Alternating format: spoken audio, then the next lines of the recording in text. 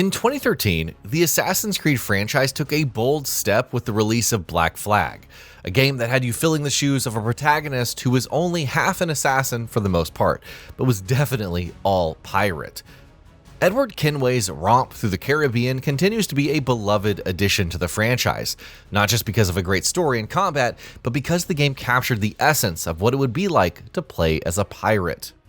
Well, 13 years later, Windrose has set out to try and achieve that same feat, and with 1 million units sold since its early access release, it looks like piracy has returned to the mainstream yet again.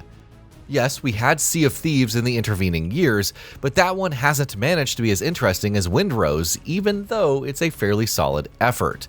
But sales alone aren't an indicator of a title's quality, a fact that's been proven multiple times over the years. So what is it then that gives Windrose enjoyable, favorable wins in a sea of titles that are vying for players' attention? We believe that Windrose has succeeded thanks to a sublime balance between simplicity and nuanced complexity that's sustained across the board. So join us as we tell you what we mean. A pirate's life for you. Let's go ahead and start with the premise, which brings in some of that simplicity that we mentioned earlier.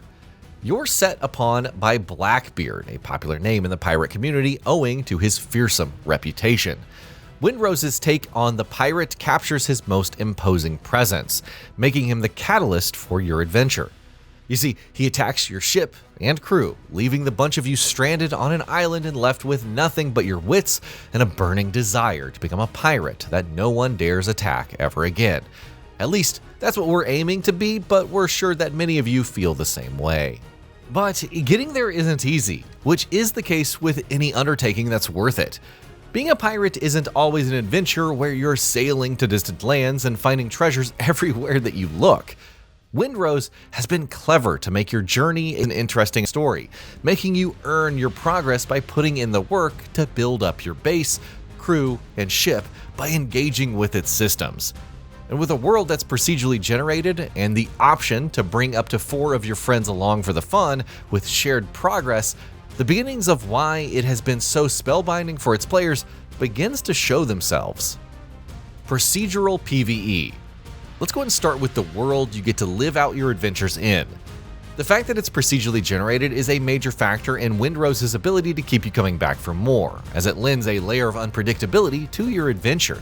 You never know what you're going to find when you set out from your home base, and while things can get a little more familiar as you keep playing, the sheer size and variety of content on offer in the 3 playable biomes in the game's early access build are more than enough to keep even the most diligent of explorers busy for a while. But before that familiarity sets in, you're going to have to be able to adapt to situations and think on your feet, just as a real pirate captain would when faced with something that they did not anticipate when undertaking a voyage into unknown lands. We'd argue that Windrose nails down the feeling of venturing into the unknown, and that it's only going to amplify it as the game adds more content over the course of its development. But while the world itself might be unpredictable, we think that having only PvE elements in it makes the experience avoid the risk of running into a foe that you just cannot beat. From the perspective of an average player, having PvP systems means that there's always going to be someone who is more skilled than you are, or perhaps have grinded enough to craft a build that can wreck even the most skilled players if they're not well equipped enough to handle the threat that they do present. With only PvE on board, it means that the game's RPG trappings remain grounded in a gameplay loop that encourages cooperation over competition. While that might seem like it goes against the pirate's code, we'd quote Jack Sparrow and say that the code is just a bunch of guidelines anyway. As it stands, Windrose's take on piracy is liberating, allowing you to meet anything it throws at you on your own terms. And the fact that you could choose to play it entirely solo, that's always a good thing.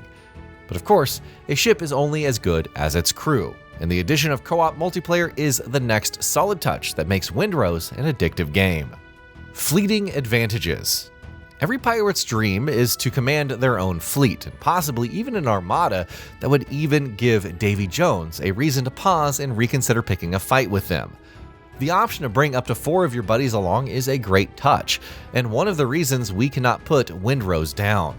It works so well with the procedurally generated world, creating the scope for play sessions that had so much chaos packed into just a couple of hours. You can think about it this way. The game's chock full of formidable threats that might prove too much for you in the early hours when you're just building up the legendary pirate that you're eventually going to become. But where one of you might fail on your own, you can always get your friends together and bring 4 ships to turn the tides, and that pun is intended, in your favor.